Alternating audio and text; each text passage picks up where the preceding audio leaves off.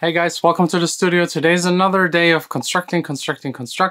This part of the studio is full chaos, but here in the back, we're getting closer to something that looks like a finished studio. The blocks are in place. I already tested the first LEDs and believe it or not, I got the wrong ones. I ordered the right ones. I ordered one of them.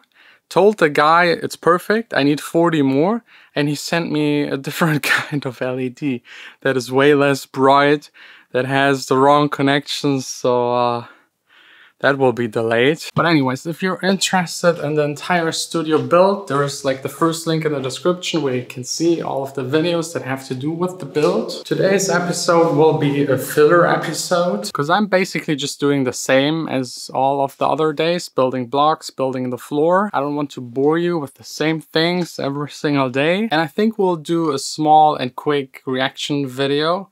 I got some clips for you prepared that are really interesting and epic.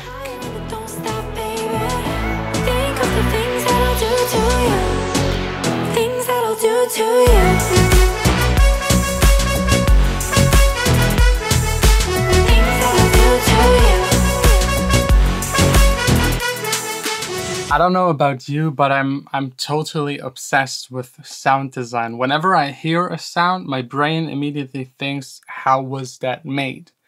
And sometimes you can't figure it out, sometimes you can, and sometimes it's the other way around. You see a clip how someone makes a sound you already know from a movie, for example, or a game, and it's strange to see how it's actually made. And usually the sounds are very fake. Like, I used to work for one of these companies that actually made Foley sounds for TV and movies. And they usually, just as a quick example, they took one of these kitchen towels, and whenever they had to make someone's heart beat, they just like... It was like heartbeat. That's how they made heartbeat sounds. Of course, with a little bit of processing, but it's really funny how they create these sounds and how we even expect these sounds that are fake, because we learned for so many years that they have to be there, especially when someone punches someone. It doesn't sound realistic at all, but we expect that. So let's check out some clips with like amazing sound design.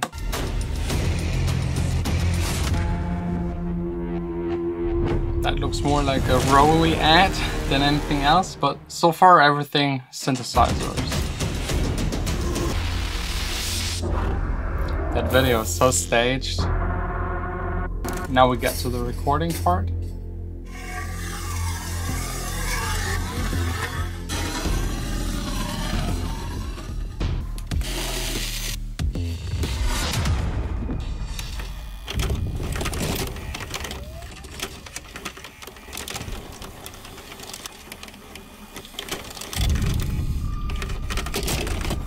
VHS tape. I don't know, I love these things. But honestly, if you're a producer, almost everything makes a sound that is interesting if you put it out of context. So you could record anything, put it in your song and make it work, and you will have very unique effect sounds. Don't overdo it, because like usually there's still a main melody, a vocal that should draw the listener's attention. But here and there in the background, some stuff that is interesting and that you might only hear when you listen to the second or third time to a song is really like interesting and keeps the listener engaged. Let's check out the next one.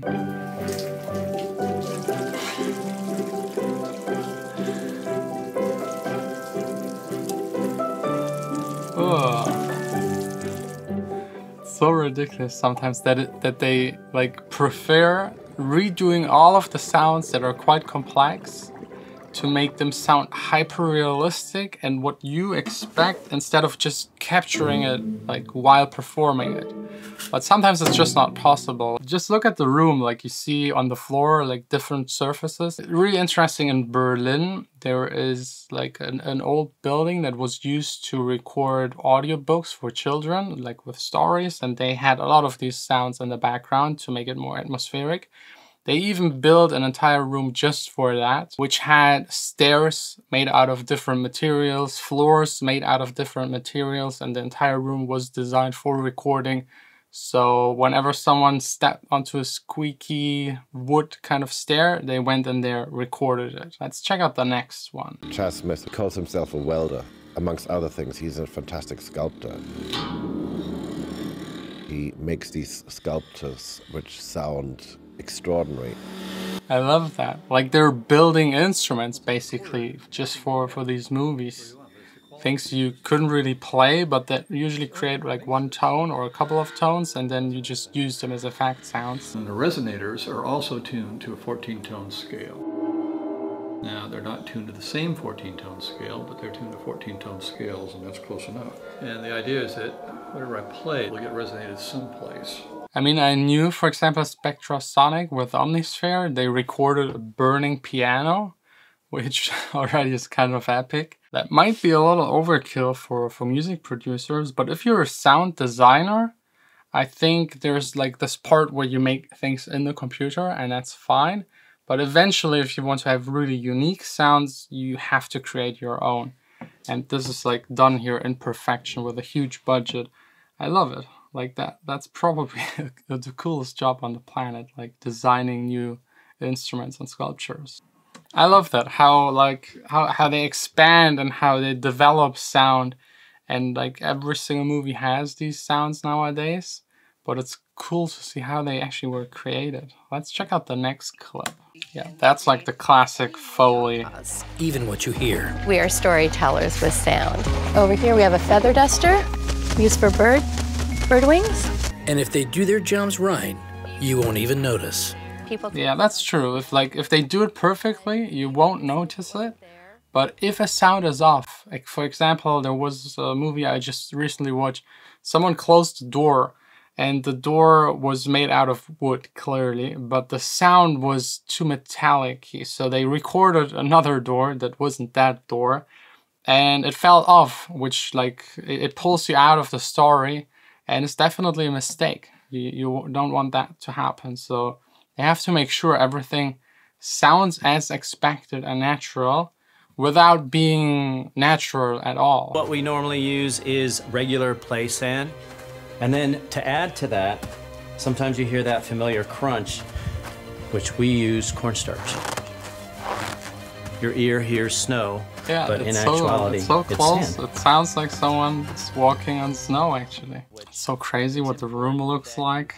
So many different kind of materials. We have a streamer that goes across the screen, and when the streamer gets to the end, that tells us when that sound should start. I was like, my first question is, how do you sync it perfectly? But as you see, they have like a visual representation on when to start, and in post you can anyways just move it around. But let's check out another clip.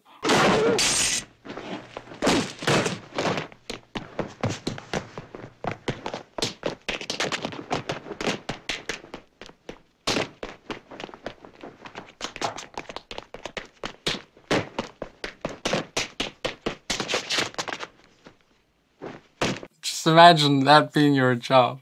Kind of funny, but I love it. I love the illusion of how sounds are created, very inspiring.